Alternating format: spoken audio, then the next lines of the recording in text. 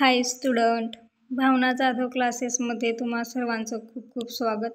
तर पहा, आजच्या व्हिडिओमध्ये आपण management accounting BCom third year semester 6 तर यामधील chapter first financial statement analysis. तर तुम्हाला थंबनेलवरून समजलंच असेल की आज आपण कंपॅरेटिव्ह फायनान्शियल स्टेटमेंट याचं इंट्रोडक्शन पूर्ण आणि फॉर्मॅट याचा पूर्ण आजच्या व्हिडिओमध्ये आपण पाहणार आहोत. त्या अगोदर चॅनेलवर नवीन असाल तर चॅनेलला सबस्क्राईब करा, व्हिडिओ आवडला तर नक्की लाईक करा आणि तुमच्या मित्रमैत्रिणींना व्हिडिओ शेअर करा. तर पहा, मागच्या व्हिडिओमध्ये आपण चॅप्टर रेशो ॲनालिसिस याचे 5 ते 6 प्रॉब्लेम आपण घेतलेले आहेत. त्यात काही अडचण असेल तर कमेंटमध्ये नक्की कळवा. डिस्क्रिप्शन बॉक्समध्ये टेलिग्रामची लिंक आहे, त्याला जॉईन करा जेणेकरून तुम्हाला याचा फॉर्मॅट आणि जे काही प्रॉब्लेम असतील तर ते तुम्हाला टेलिग्राम चॅनेलवरती भेटून जातील. तसेच banking and finance, audit, GST याच्या सर्व नोट्स आपल्या चॅनेलवर अवेलेबल आहेत, ते तुम्ही पाहू शकतात. तर पहा, आज आपण कंपॅरेटिव्ह फायनान्शियल स्टेटमेंट याचा फॉर्मॅट कशा पद्धतीने आहे आणि एक प्रॉब्लेम आपण याचे घेणार आहोत. हा चॅप्टर खूप इझी आहे. तुम्हाला 15 मार्क्स घेण्यासाठी 15 to 15 एकदम तुम्हाला परफेक्ट मार्क या चॅप्टरमध्ये भेटणार आहेत. परंतु तुम्ही हे पूर्ण प्रॉब्लेम व्यवस्थित वाचले पाहिजेत, म्हणजेच प्रॅक्टिस केली पाहिजेत. मी 10 ते 12 प्रॉब्लेम या चॅप्टरवरती घेणार आहे, तर तुम्ही ते पूर्ण व्हिडिओ पहा जेणेकरून तुम्हाला एक्झाममध्ये सोपे जाईल. तर पहा, comparative financial statement. It is an important financial horizontal technique in which financial data of 2 or more years are presented in the comparative form. Such a presentation depth shows absolute data of 2 or more year increase or decrease in absolute data and term of percentage. Thought all statement can be made comparative, but generally balance sheet on income statement are made so as these are the basis statements. तर पहा, comparative financial स्टेटमेंटचं तुम्हाला इथे स्क्रीनवरती मी statement दिलेला आहे. तर कशा पद्धतीने आहे याचा फॉर्मॅट तुम्हाला अगोदर समजून घ्यायचा आहे. In the books of comparative financial statement, तर यामध्ये particulars, previous year, current year, absolute change in increase or decrease, त्यानंतर percentage change in increase or decrease. तर असे तुम्हाला एकूण 5 कॉलम करायचे आहेत. तर सगळ्यात आधी पहा, इकडे जे प्रिव्हियस इयर, करंट इयर, त्याचबरोबर absolute change in increase decrease आणि पर्सेंटेज हे कसं येणार आहे, काय करायचं आहे, तर ते आपण ॲक्च्युअल प्रॉब्लेममध्ये पाहणार आहोत. त्याआधी फॉर्मॅट पहा. तर इक्विटीज येणार आहेत. तर पहिलं काय आहे, इक्विटी अँड लायबिलिटीज. तर कंपॅरेटिव्ह फायनान्शियल स्टेटमेंटमध्ये आपण अगोदर लायबिलिटी साईडच्या जे आयटम्स आहेत ते आपण अगोदर नोंदवत असतो. तर सगळ्यात पहिला आयटम कोणता असणार आहे, तर इक्विटी अँड लायबिलिटीज. तर इक्विटी अँड लायबिलिटीजमध्ये आणखीन काय येतं, तर शेअर होल्डर्स फंड. यामध्ये काय येईल, तर शेअर कॅपिटल आणि रिझर्व अँड सरप्लस. त्यानंतर पहा, लायबिलिटी साईडला रिझर्व अँड सरप्लस हा भाग कशाचा झाला तर शेअर कॅपिटलचा झाला. ठीक आहे. त्यानंतर यामध्ये काय येईल, नॉन करंट लायबिलिटीज. तर नॉन करंट लायबिलिटीज ह्या कोणकोणत्या आहेत, तर debenture, other long term loans आणि ऑदर लॉंग टर्म लायबिलिटीज. तर हे झाले नॉन करंट लायबिलिटीज. त्यानंतर नॉन करंट लायबिलिटीज झाल्यानंतर तिसरा पार्ट येईल काय, तर करंट लायबिलिटीज.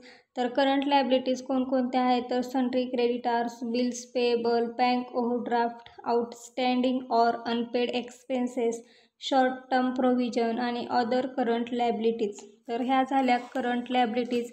तर इथे तुम्हाला लिहिल्यानंतर तुम्हाला इथे टोटल करायचे आहे, टोटल लायबिलिटी किती येणार आहे.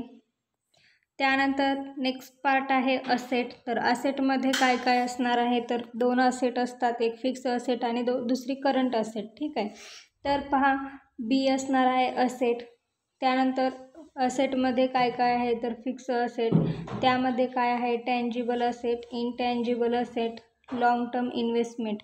ठीक आहे. त्यानंतर करंट असेट. तर करंट असेटमध्ये कोणकोणते आहेत, स्टॉक, डेटार्स, बिल्स रिसिवेबल, त्यानंतर त्यानंतर याच्यामध्ये cash in hand, cash at bank, prepaid expenses, short term investment आणि अदर करंट असेट. तर ह्या झाल्या तुमच्या करंट असेट. तर त्यानंतर तुम्हाला टोटल असेट याची टोटल करायची आहे. इन्क्रीज येईल, डिक्रीज येईल, ते तुम्हाला या कॉलममध्ये लिहायचं आहे. पर्सेंटेज आपल्याला कॅल्क्युलेट करायचे आहे. तर पर्सेंटेज कॅल्क्युलेट करण्यासाठी तुम्हाला 2 फॉर्म्युले आहेत. तर त्यातील एक फॉर्म्युला तुम्हाला कंपॅरेटिव्ह बॅलन्स स्टेटमेंट हे सोडवत असताना वापरायचं आहे. तर ते फॉर्म्युले मी तुम्हाला देत आहे, त्याचा स्क्रीनशॉट काढून घ्या किंवा मी हे या व्हिडिओमध्ये जो फॉर्मॅट तुम्हाला दिलेला आहे हा फॉर्मॅट आपल्या टेलिग्राम चॅनलवरती अवेलेबल आहे. त्याची लिंक डिस्क्रिप्शन बॉक्समध्ये आहे, तुम्ही जॉईन करू शकतात. तर पहा यामध्ये कोणकोणते फॉर्म्युले तुम्हाला लक्षात ठेवायचे आहेत. तर पहिला फॉर्म्युला आहे comparative balance sheets or income statement. तर याच्यामध्ये फर्स्ट फॉर्म्युला आहे पर्सेंटेज चेंज. तर जो तुम्हाला चौथा कॉलम दिलेला आहे, 5वा कॉलम दिलेला आहे percentage of changes increase or decrease. तर यामध्ये तुम्हाला पर्सेंटेज कसे कॅल्क्युलेट करायचे आहेत. तर पहा, percentage change is equal to absolute change divided by base value oblique previous year value into 100. तर हा तुम्हाला लक्षातच ठेवायचा आहे. याच फॉर्म्युल्यावरती तुमचा पूर्ण क्वेश्चन तुम्हाला सोडवायचा आहे. त्यानंतर पहा, सेकंड फॉर्म्युला आहे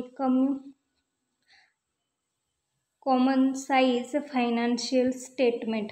तर हे जेव्हा आपल्याला सांगितलं जाईल, मी तुम्हाला सांगणारच आहे.